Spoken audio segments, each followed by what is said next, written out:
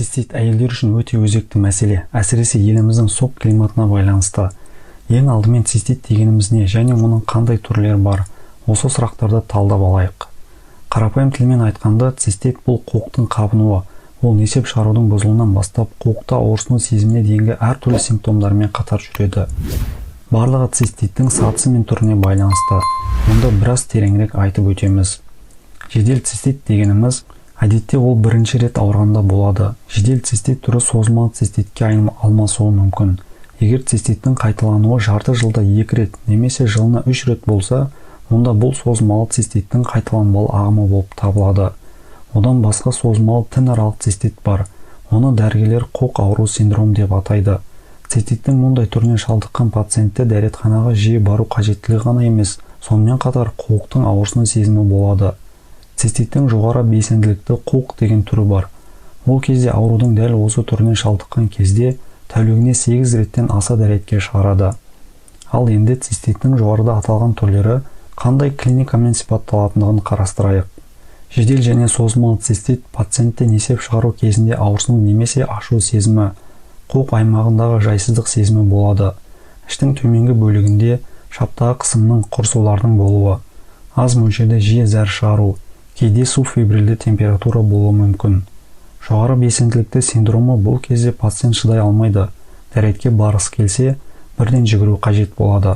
Тіпті қуық босатылғаннан кейін де әжетханаға баруға мұқтаж болады. Қуық ауырсыну синдромы.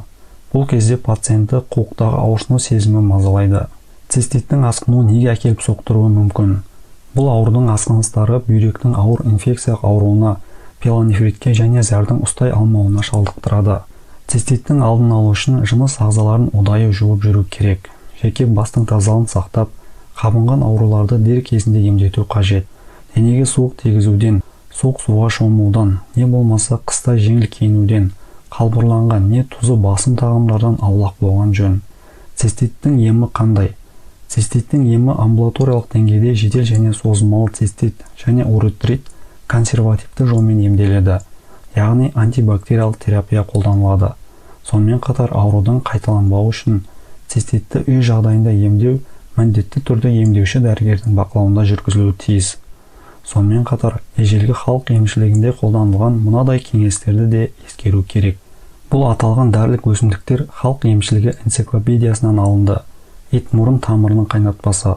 Ұнтақталған итмұрын тамырының 2 ас қасығын 1 стакан қайнаған суға салып, 15 минут қайнатып, кейін 2 сағат тұндырып, сүзгіден өткізеді. Күніне 4 рет жарты стаканнан тамақ алдында ішеді.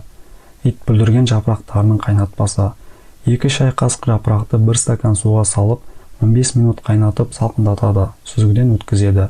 Циститке, нефритке шалдыққан адам күні бойы аз-аздан жұтымдап ішіп жүреді. Мың жапырақ шөбінің тұнбасы.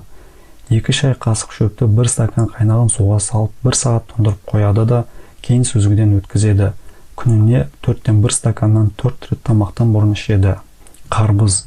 Қарбыз күшті зәр айдағыш. Қарбыздың суы қуықтағы тасты ерітеді.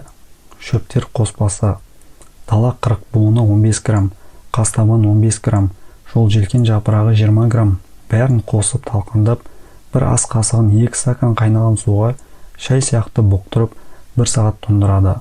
Кешке жатарда жылы күйінде бір жола бірақ ішеді. Бір емдеу мерзімі 15 күнді құрайды. Құрметті достар, сіздерге ақпарат пайдалы болған болса, лайк басып, арнаға тіркеліп кетіңіз. Дендеріңіз сау болсын.